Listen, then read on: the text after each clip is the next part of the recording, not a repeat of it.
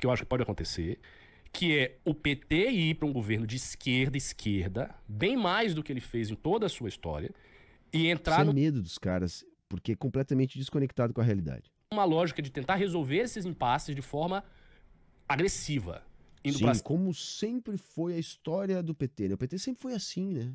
O PT sempre foi para o enfrentamento, nunca foi para negociação, né? O PT nem foi golpeado, nem teve seu principal líder preso injustamente e não optou pelo enfrentamento e optou pela negociação, inclusive pela via institucional, saca?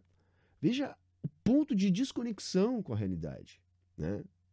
Para sugerir que o PT seria capaz de uma coisa dessa, eu fico pensando, baseado em quê? Em qual materialidade? Nos seus sonhos? Nos seus devaneios de acusar o PT de ser uma força radical de esquerda, que nunca foi, ou pelo menos desde que tem grande projeção nacional, não é? Não tem cabimento. Acima da elite, coisa que ele nunca fez, quebrando essas estruturas de conciliação e possivelmente pedindo alguma ajuda externa, apoio da China, aumentando os vínculos de esquerda mesmo que o PT tem com a América Latina. Vejam, é o mesmo discurso bolsonarista. E quando a gente fala, eles ficam bravos.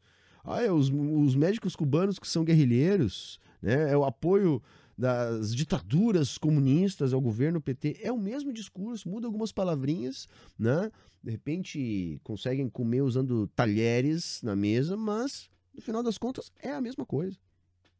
O resto dos países. E isso é um cenário possível. Deixa eu fazer uma pergunta. Você não acha que um governo Lula, um Lula despirocado, não pode gerar uma resposta da própria classe política para empurrá-lo de lado Vamos lá. e fazer um semi-presidente? Mas é isso que eu ia chegar nisso aí.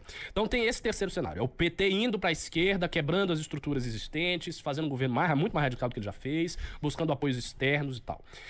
Pro PT fazer isso, o PT estaria fazendo um jogo de audácia. Ele estaria tendo uma coragem, uma agressividade que pode suscitar uma resposta da classe política na forma de um impeachment. A figura jurídico-política do impeachment está em voga. Ficou muito em voga com a Dilma. Porque a gente teve o impeachment do Collor, o PT ficou pedindo impeachment sem sentido dos outros governantes, mas isso nunca foi uma possibilidade real, nem com ninguém. Aí veio o impeachment da Dilma, real. Veio o Bolsonaro com um ensaio de impeachment que em algum momento do processo poderia ter dado certo, mas acabou não sendo, mas poderia ter dado certo. Sabe que é uma falta de tato, uma falta de visão. Por que o impeachment do Bolsonaro não deu certo e da Dilma deu? Bom, porque a Dilma não tinha orçamento secreto, não tinha o controle do presidente da Câmara, ao contrário, ela era inimiga do presidente da Câmara. E esse sim, não tinha ainda o mecanismo do orçamento secreto bilionário, mas também tinha uma fonte vultuosa de recursos para comprar deputados no processo de impeachment. Então, assim, parece que os caras fazem um discurso para enganar mesmo. Desculpa falar isso, porque não é possível, sabe? Eu tô vendo ali dois caras ali, adultos já, experientes, né? Com barba na cara, estão aí há, sei lá, uma década discutindo política e fazem esse discurso. O que eu penso? Eu penso o seguinte, olha, os caras estão na maldade mesmo, nós vamos mentir pro povo aqui porque a gente precisa sustentar esse discurso. Porque não é possível, porque se a gente simplesmente disser, peraí, vamos parar e vamos olhar para a realidade, vamos ver se faz sentido isso que esses caras estão dizendo, e não faz o menor sentido. Porque havia, por parte, inclusive da classe política, num certo tempo, o interesse de fazer o impeachment do Bolsonaro, a gente sabe disso, mas acabou não dando.